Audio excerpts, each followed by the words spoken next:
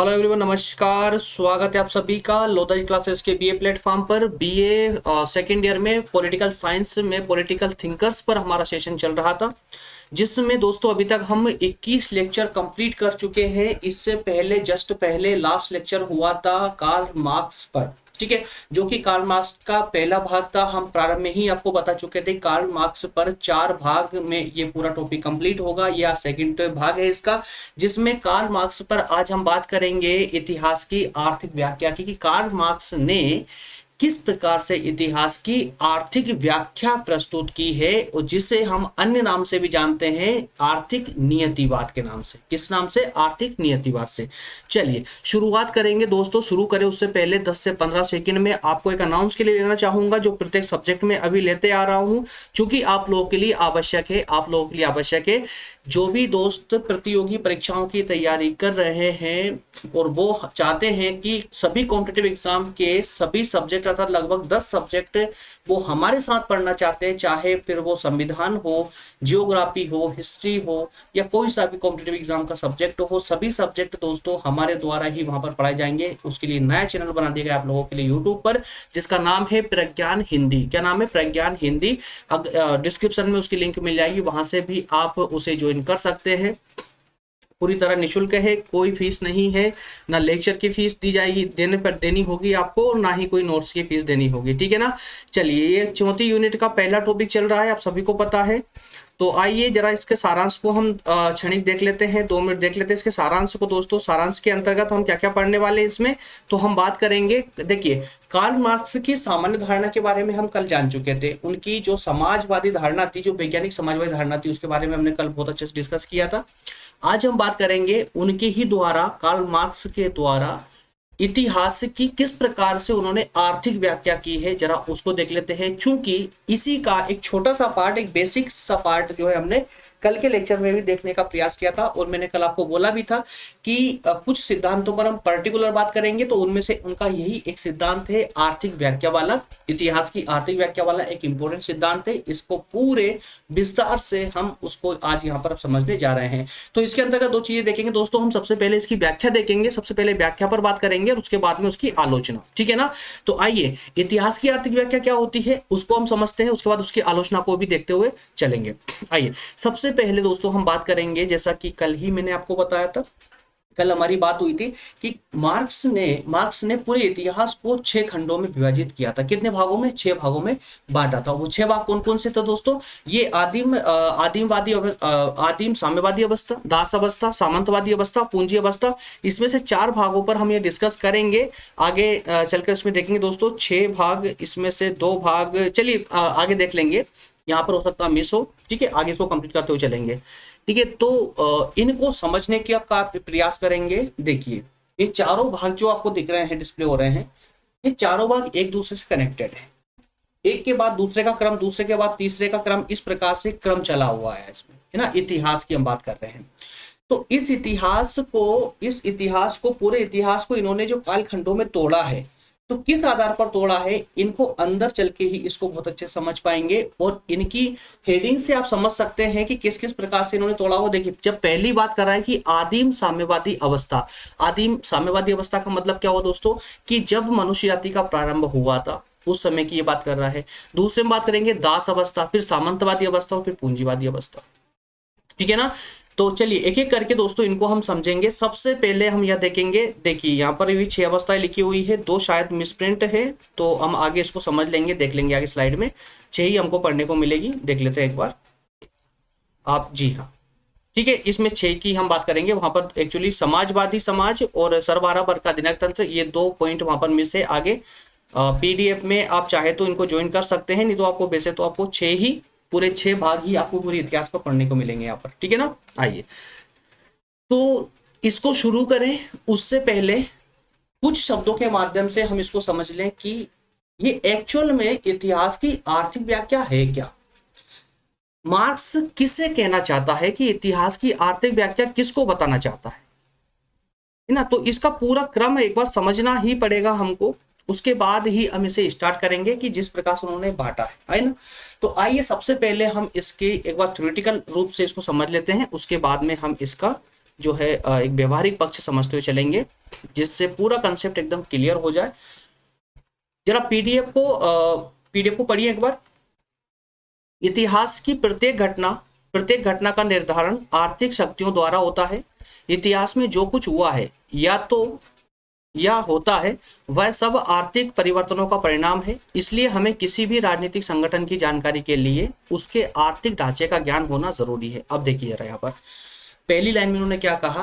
पहली लाइन में इन्होंने स्पष्ट कहा मार्क्स ने कि इतिहास की जितनी भी घटनाएं होती है, इतिहास में जितनी भी घटनाएं होती है, प्रत्येक घटना का निर्धारण उसकी आर्थिक परिस्थितियों के आधार पर होती है। कहीं पे आर्थिक परिस्थितियों के आधार पर इतिहास में जब जब बदलाव आया है, या इतिहास में जब जब कोई घटनाएं घटी। अब इतिहास का मतलब क्या दोस्तों, कि जो आज हम 2022 में जी रहे हैं, ये अगले वर्ष ये इतिहास बन जाएगा। हालांकि आधुनिक इतिहास में, लेकिन अगर 100 साल बाद पढ़ोगे, 2022 को 100 साल बाद देखोगे, तो ये प्राचीन इतिहास भी आ सकता है, मध्यकालीन इतिहास के नाम से जाना जा सकता है। ठीक है ना। तो यही इतिहास होता है। तो हम उसी की बात कर रहे हैं दोस्तों। जैसा कि आप अगर मार्क्स के विचारों से अगर आप देखोगे, मार्क्स के दृष्टिकोण से देखना चाहते हो, तो आप देख सकते हो कि 2016 से पहले भारत की आर्थिक स्थिति कैसी थी, भारतीय समाज की, है ना। उसके बाद में जब मोनेटाइजेशन हुआ, नोटबंदी हुई, तो स्थिति कैसी हुई।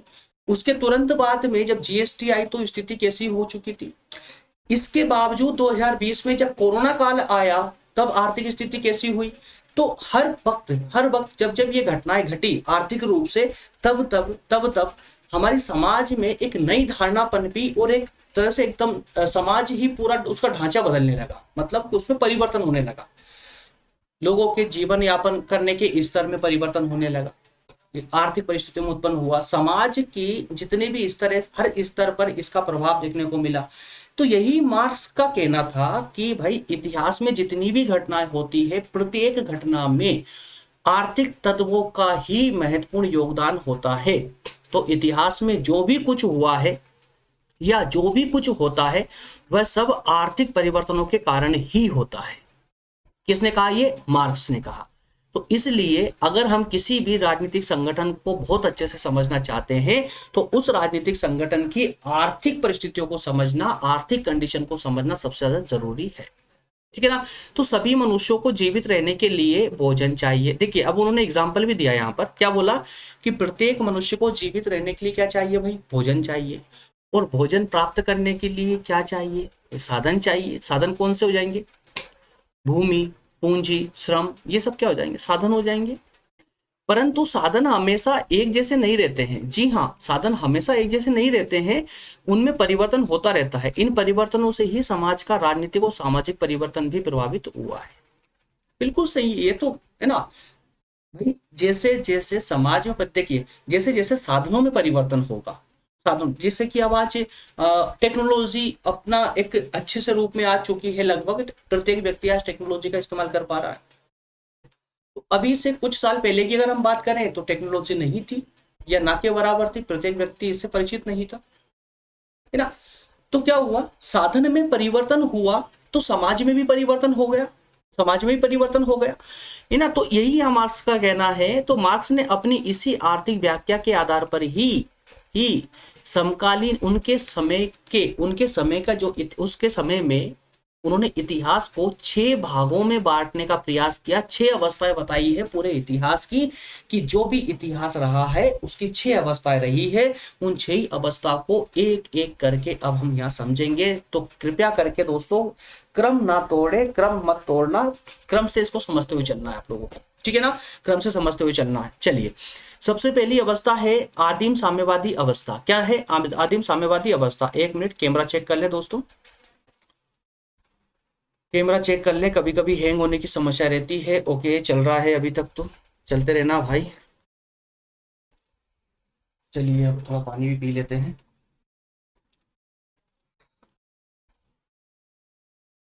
थोड़ा सा ये आदिम साम्यवादी अवस्था को जरा एक बार आप पढ़ लीजिए, मैं साइड में जाता हूँ, इसको अच्छे से पढ़ लीजिए।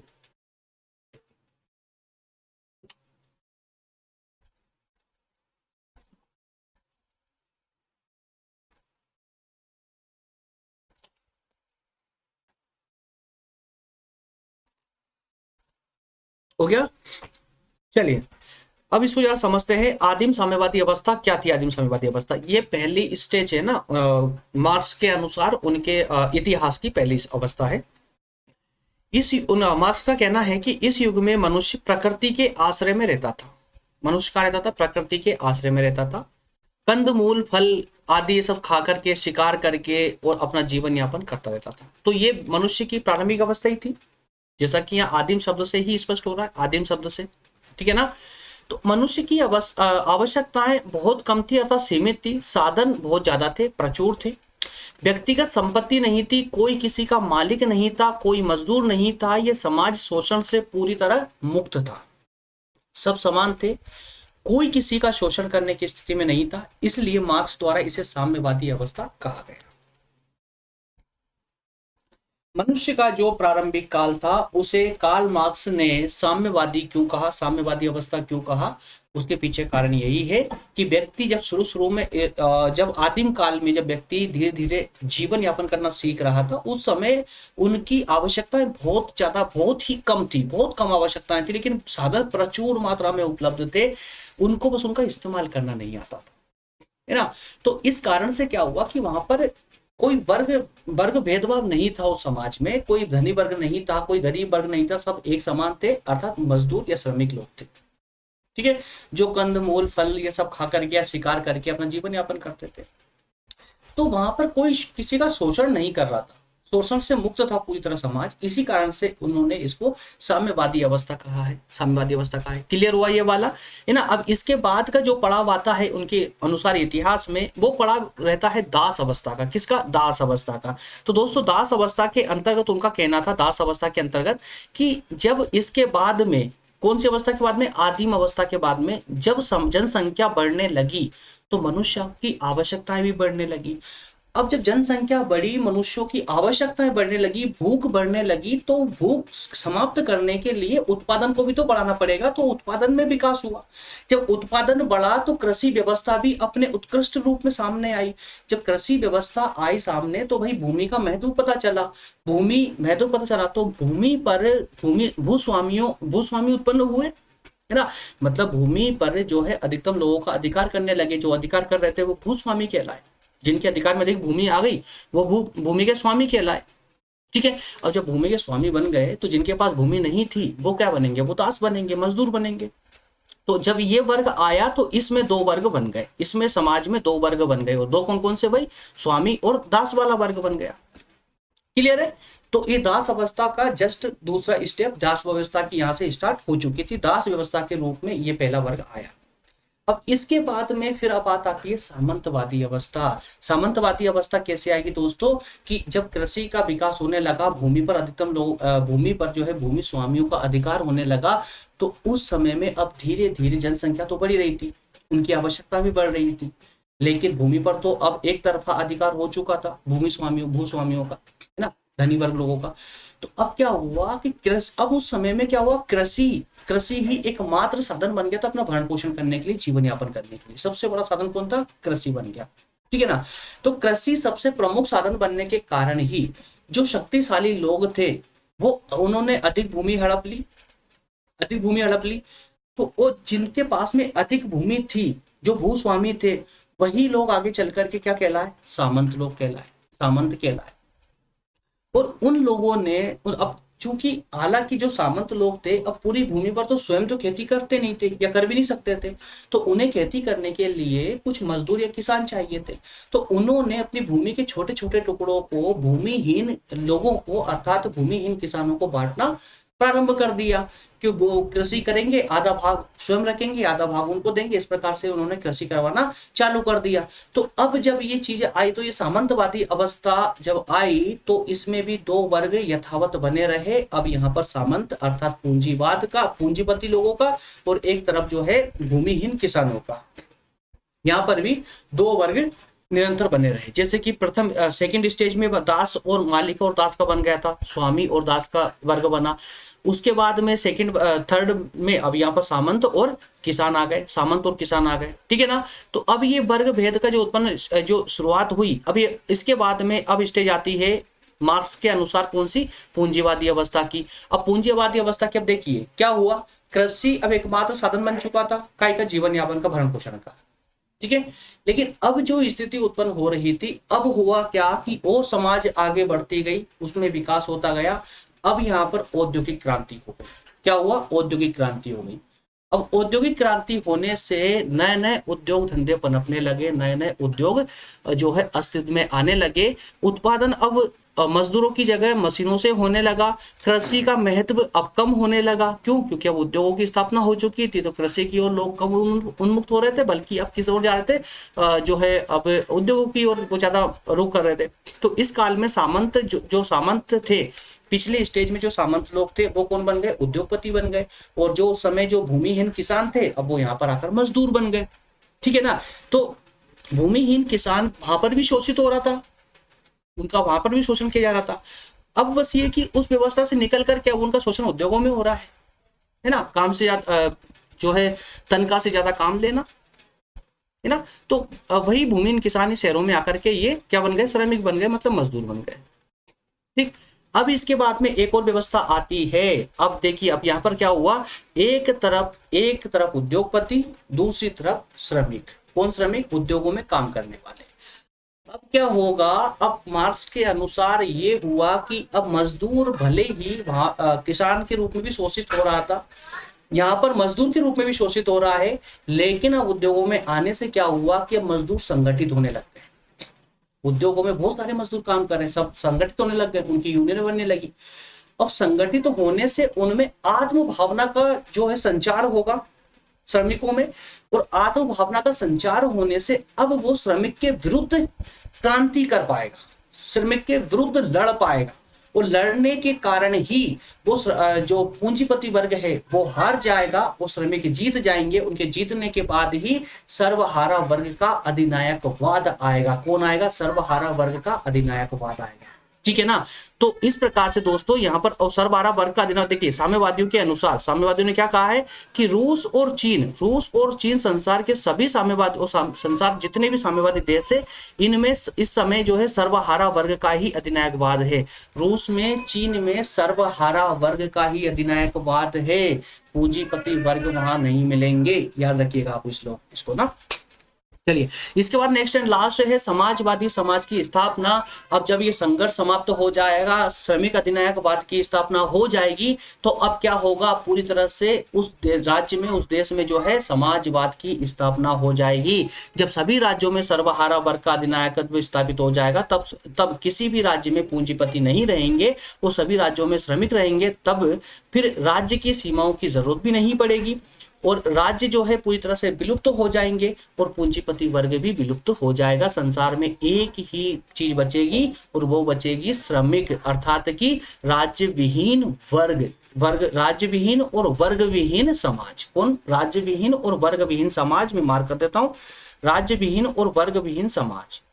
ठीक है ना? तो समाज में राज्य होगा और ना कोई वर्ग होगा, एक ही वर्ग होगा, और वो वर्ग होगा दोस्तों आपका यहाँ पर जो है श्रमिक वर्ग या सर्वहारा वर्ग। सर्वहारा वर्ग और सर्वहारा वर्ग का ही अधिनायकत्व होगा समाजवादी समाज के अंतर्गत।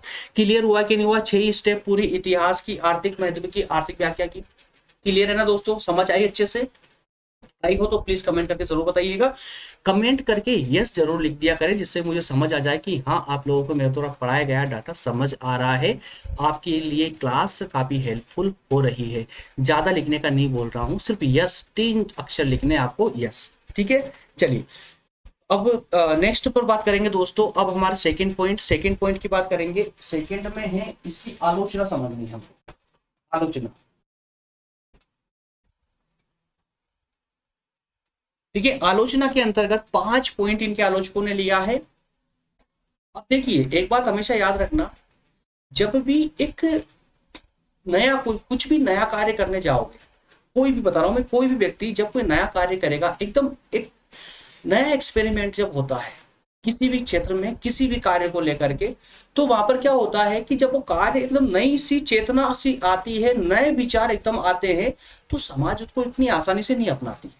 जब भी कोई नई बात लाई जाती है ना सामने, तो उसको समाज इतनी आसानी से नहीं अपनाएगी, जब तक कि उसके पूरे बाल की खाल ना निकाल ली जाए, उसका इस कदर परीक्षण ना कर लिया जाए कि उसका एक एक चीज को पूरी तरह बारीकी से उसको जब तक परीक्षण नहीं होगा तब तक उसको समाज नहीं अपनाएगी। अब चूंकि कार्ल मार्क्स ने जो विचार प्रस्तुत किए थे वो अन्य विचारकों से एकदम हटके थे, और एकदम हटके होने के कारण ही उनकी भरकस मतलब बहुत भयानक रूप से इनकी आलोचना हुई, बहुत ही खतरनाक रूप से, मतलब हर क्षेत्र में उनकी आलोचना हुई। जो जो भी सिद्धांत उन्होंने प्रस्तुत किया हर सिद्धांत की आलोचना हुई। तो इसी परिप्रेक्ष्य में आर्थिक जो इतिहास की आर्थिक व्याख्या पर जो सिद्धांत दिया उन्होंने, ये भी एकदम हटके था। हालांकि प्रत्येक क्षेत्र में कहीं ना कहीं उसकी जो सच्चाई भी यहाँ पर सामने आ रही थी, देखने को मिल रही थी कि हाँ वर्तमान में भी इसको हम देख सकते हैं। लेकिन आलोचकों ने कुछ विद्वान अन्य विद्वान थे जिन्होंने कार्ल मार्क्स की इस आर्थिक व्याख्या के बारे में भी कहा है कि इन्होंने आर्थिक इतिहास की आर्थिक व्याख्या करते वक्त कई सारी कमियां छोड़ दी है, कई सारी बातों को छोड़ दिया है, या कहीं पर गलत धारणाएं प्रस्तुत की है जो कि नहीं होना चाहिए, इतिहास में नहीं होता है। ठीक है, तो वो कौन कौन सी गलत धारणाएं बताई है आलोचकों ने, जरा उनको हम 5 पॉइंटों के इन बिंदुओं के माध्यम से समझने की कोशिश करेंगे। तो आइए शुरू करते हैं। अब तक इतनी सारी बातचीत में अब तक आपने पढ़ भी लिए होंगे पांचों पॉइंटों को। ठीक है, तो आइए एक एक करके इनको समझने की कोशिश करते हैं, एक एक करके समझने की कोशिश करते हैं। आर्थिक पदों पर सबसे पहला है आर्थिक पदों पर अत्यधिक बल।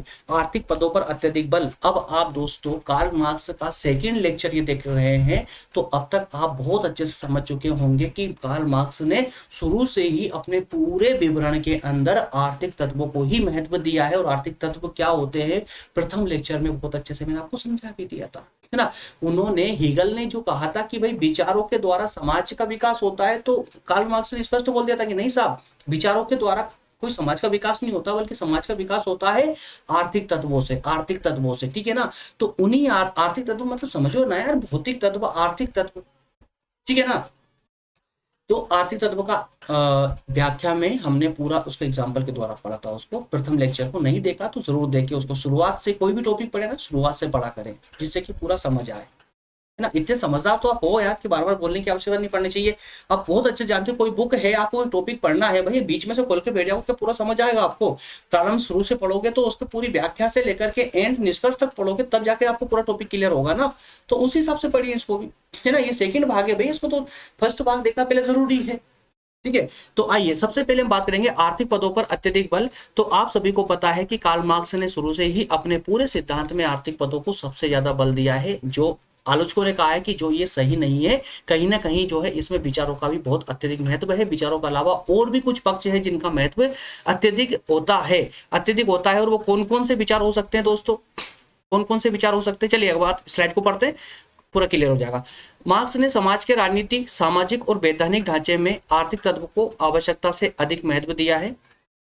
यह सत्य है कि वर्तमान समय में आर्थिक तत्व बहुत ज्यादा महत्वपूर्ण है, लेकिन ऐसा होते हुए भी सामाजिक व्यवस्था में केवल आर्थिक तत्व पर ही आधारित नहीं होना। आर्थिक तत्व के अलावा समाज में और भी कई सारे तत्व है जैसे वैचारिक तत्व है, राजनीतिक तत्व है, या समाज के विकास के और कई सारे तत्व होते हैं जिन पर ध्यान देना अति आवश्यक है। तो यहाँ पर आपको आलोचना के अंतर्गत सिर्फ इतना लिखना है आपको कि पूरे कार्ल मार्क्स ने जितनी भी अपनी अवधारणा व्यक्त की है समाज को लेकर के, समाज के विकास को लेकर, उसमें उन्होंने आर्थिक तत्वों को सबसे ज्यादा, या कहें कि जरूरत से ज्यादा बल दिया है। अन्य तत्वों को उन्होंने पूरी तरह से इग्नोर कर दिया है। ठीक है, चलिए नेक्स्ट है इतिहास की घटनाओं की व्याख्या गलत की है उन्होंने। कैसे की है गलत, कि प्रत्येक ऐतिहासिक घटना का आधार आर्थिक तत्वों को नहीं माना जा सकता। इतिहास की जितनी भी घटनाएं हुई है, कार्ल मार्क्स ने उसका कारण किसको माना है, आर्थिक तत्वों को माना। भाई कोई युद्ध हुआ है तो आर्थिक कारण से हुआ है, आर्थिक कारण से हुआ है, ये कार्ल मार्क्स का मानना था। लेकिन आलोचकों ने कहा है कि जरूरी नहीं है कि हर एक युद्ध या हर एक इतिहास की जितनी भी घटनाएं, सारी घटनाएं आर्थिक कारण से हुई हो। भाई अन्य कारण भी कई सारे रहे हैं, अन्य कारण भी कई सारे रहे हैं। ठीक है ना, जैसे कि 1914 में जो प्रथम विश्व युद्ध हुआ था, 1914 में जो प्रथम विश्व युद्ध हुआ था, तो युद्ध का कारण आर्थिक साम्राज्यवाद जरूर था, लेकिन इसमें राष्ट्रीय विचारों का भी बहुत बड़ा योगदान था। भाई राष्ट्रीयता की भावना भी सबसे बड़ी योगदान में, उसका राष्ट्रीय भावना का भी काफी बड़ा योगदान था इसमें, प्रथम विश्व युद्ध में, है ना। तो इस प्रकार से आलोचकों ने इनके सिद्धांतों को गलत ठहराने की कोशिश की है, प्रयास किया है। नेक्स्ट है थर्ड नंबर का कि संयोग के तत्व की उपेक्षा। भाई जब इन्होंने इतिहास की व्याख्या की तो उसमें संयोग के तत्व को छोड़ दिया है, मतलब आर्थिक तत्व को लिया खाली बस, बाकी सभी पक्षों को छोड़ दिया उन्होंने, संयोग के पक्ष को छोड़ दिया है। तो मार्क्स की आर्थिक व्याख्या में संयोग के तत्व को भुला दिया गया है, जो मानवीय इतिहास के निर्धारण में सदैव एक ही मूल तत्व रहा है। संयोग के तत्व की उपेक्षा के कारण मार्क्स की व्याख्या को उचित नहीं कहा जा सकता। संयोग मतलब कि कभी कभी इतिहास में जो घटनाएं होती है वो संयोग बस भी होती है, जरूरी नहीं कि उसका एक आर्थिक कारण ही हो या सामाजिक कारण ही हो या राष्ट्रीय भावना का कारण ही हो, कोई से भी कारण ना होते हुए भी एक संयोग भी हो सकता है ना। तो इस संयोग की उन्होंने, अब संयोग क्या होगा, हेगल का विचार, तो भाई उस विचार की मतलब आत्मवाद की उन्होंने कार्ल मार्क्स ने तो पहले ही विरोध कर दिया था कि ऐसा कुछ होता ही नहीं है ना। तो इसको लेकर आलोचना हुई है। और देखिए नेक्स्ट अगला देखिए तो अगले में भी स्पष्ट काल चक्र का निर्धारण, पेन क्यों दिख रहा भाई, अच्छा, काल चक्र का निर्धारण संभव नहीं, क्या कहा इन्होंने, काल चक्र का निर्धारण संभव नहीं। तो इतिहास में जो काल चक्र उन्होंने 6 काल चक्र बताए हैं, 6 स्टेप बताई है ना, अभी तो पढ़ी हमने, इस इतिहास की 6 स्टेप बताई उन्होंने, तो वही तो इतिहास का काल चक्र है। तो आलोचकों ने कहा कि ये जो 6 स्टेप है ना कंटिन्यूसली होना कोई जरूरी नहीं है। वो जरूरी क्यों नहीं है, कई सारे देशों में जो है हमें देखने को मिला है कि जो इन्होंने काल विभाजन किया कि दास सामंतवादी युग, पूंजीवादी युग, सर्वहारा या दिनायक और फिर साम्यवादी युग, तो इस क्रम में जरूरी नहीं है कि हमेशा इसी क्रम में हो। तो सर्वहारा वर्ग का अधिनायकत्व पूंजीवाद के पूर्ण विकास के बाद आना चाहिए, किंतु ऐसा नहीं हुआ, कई सारे देशों में नहीं हुआ भाई, कई सारे देशों में मिला ऐसा, ठीक है ना। नेक्स्ट है राजनीति का आधार आर्थिक सत्ता नहीं है, राजनीति का आधार आर्थिक सत्ता नहीं है, ये कहना है आलोचकों का। मार्क्स का ये कथन भी सत्य नहीं है कि राजनीतिक सत्ता का उपयोग वही वर्ग करता है जिसके पास में आर्थिक सत्ता होती है, मतलब जिसके पास पैसा होगा वही राजनीति में आएगा। इतिहास से यह बात स्पष्ट है कि शक्ति प्रदान करने का एक मात्र साधन आर्थिक नहीं होता है। योग्यता, साहस, छल कपट ये भी अन्य तत्व है सत्ता प्राप्त करने के। सिर्फ पैसे के द्वारा ही सत्ता प्राप्त नहीं की जा सकती, बल्कि योग्यता के द्वारा भी सत्ता प्राप्त की जा सकती है, छल कपट के द्वारा भी सत्ता प्राप्त की जा सकती है और वीरता पूर्वक भी सत्ता प्राप्त की जा सकती है। इतिहास में इसके भी कई सारे उदाहरण देखने को मिल सकते हैं, ठीक है ना। इस प्रकार दोस्तों आज का सेशन भी हमारा हुआ कंप्लीट। नेक्स्ट सेशन में जो हम बात करेंगे कार्ल मार्क्स के द्वंद्वात्मक भौतिकवाद पर, बहुत इंपॉर्टेंट सिद्धांत है कार्ल मार्क्स के द्वारा जो सिद्धांत दिया गया, बहुत इंपॉर्टेंट सिद्धांत है दोस्तों, उस क्लास को बिल्कुल भी मिस ना करें, ठीक है ना। मिलेंगे नेक्स्ट सेशन में, तब तक आप सभी का बहुत बहुत धन्यवाद, थैंक यू। जी हाँ, इसकी नोट्स और नोट्स की लिंक आपको इसी के डिस्क्रिप्शन में, इसी क्लास के डिस्क्रिप्शन में मिल जाएगी। इसके अलावा दोस्तों अभी आप देख रहे हैं डिस्प्ले पे प्रज्ञान हिंदी का लोगो आपको दिख रहा है, सामने नजर आ रहा है। अगर आप यहाँ पर क्लिक करेंगे तो भी आप डायरेक्ट प्रज्ञान को आप सब्सक्राइब कर सकते हैं, जिससे कि जैसे क्लास स्टार्ट होगी तो आपको नोटिफिकेशन मिलना स्टार्ट हो जाएगा, ठीक है। डिस्प्ले पर दिख रहा है आपको प्रज्ञान का लोगो दोस्तों, है ना, इसको भी आप यहाँ पर क्लिक करके ज्वाइन कर सकते हैं। मिलेंगे नेक्स्ट सेशन, तब तक आप सभी का बहुत धन्यवाद।